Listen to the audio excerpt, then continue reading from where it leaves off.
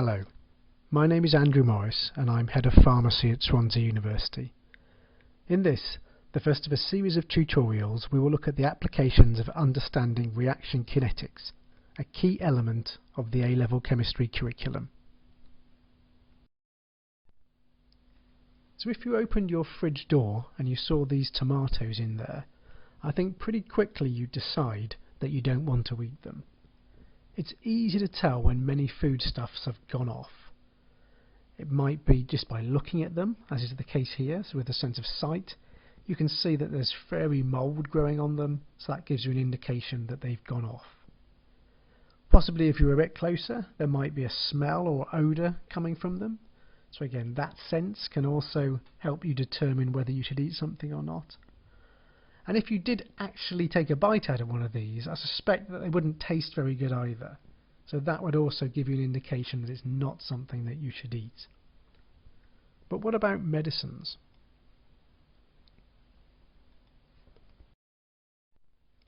Medicines can also deteriorate or go bad.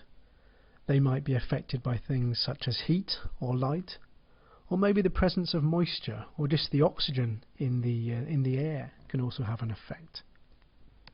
But it's much harder for a patient or a member of the public to tell if a medicine, or more typically the drug or the active ingredient inside the medicine, has started to deteriorate. Just looking at the tablets that we've got here, you wouldn't know what quantity of active ingredient or drug is present in these tablets.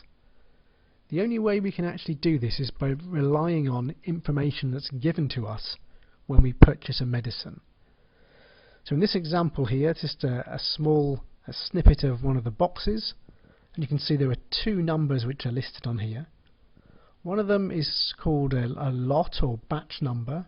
That is important. That's a series of letters or numbers typically, and that's a unique code for a particular batch of medicines that have been manufactured.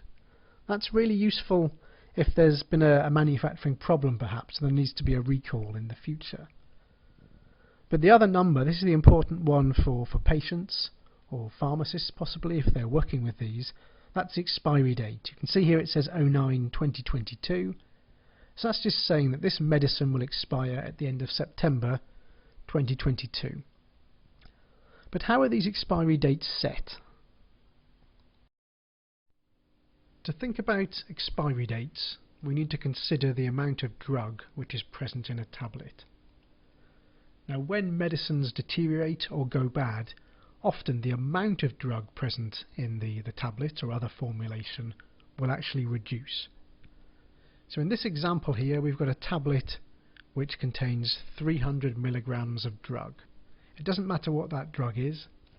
The only thing we need to consider at the moment is that there's 300 milligrams present. So 300 milligrams, that's just under 1/3 of a gram. Now that doesn't actually mean that the tablet weighs 300 milligrams. It will be heavier than that because there'll be lots of other ingredients which are also present in that tablet formulation. But it's the amount of drug present that we're interested in. Now, if that drug starts to deteriorate, then the amount present might actually fall. Now that's bad for patients because they then don't get the full dose, so they're not getting the benefit of the medicine that they're taking. There's also the added risk maybe that the products of drug breakdown could actually be toxic. However, fortunately that is quite rare. So let's consider this drug, which we say has 300 milligrams present. But the amount present will probably slowly decline as a result of chemical breakdown. So basically a chemical reaction or a series of reactions. So it might be that after 2 years there's only 285 milligrams of drug present. Still almost the full amount, but it's fallen a little bit. It's actually now fallen to 95% of the amount which would be stated on the packaging that these tablets come in. Now it's that level, that whether it's 95% or 90%, that's the key determinant of how we assign an expiry date to a product. And manufacturers or medicines regulatory bodies will decide what that minimum percentage is allowed to be. And depending on what that is and the type of drug which is present, that will determine what the expiry date is.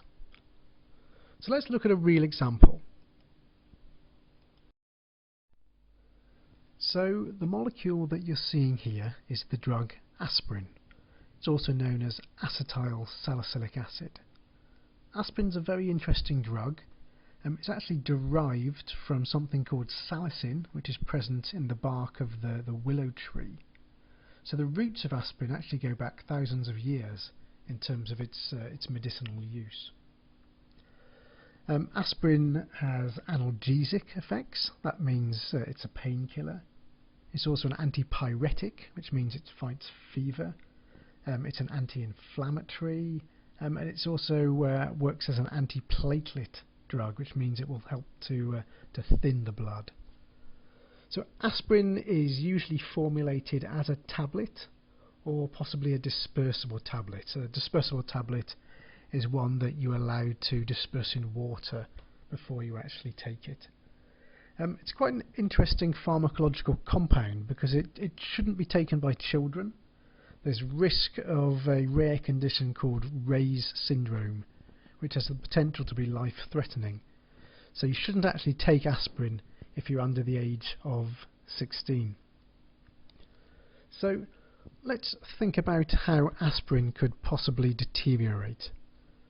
So you can see, looking at the molecule, that there's an ester linkage present, and you'll be possibly aware that those ester linkages are liable to hydrolysis.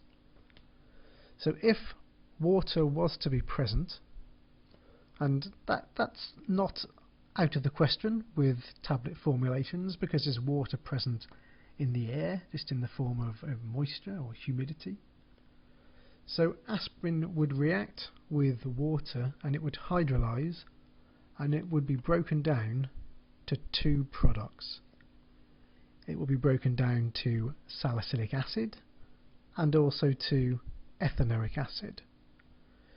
Salicylic acid itself has some pharmacological or activity, but not quite to the same extent as aspirin, and there's also a greater number of side effects with salicylic acid.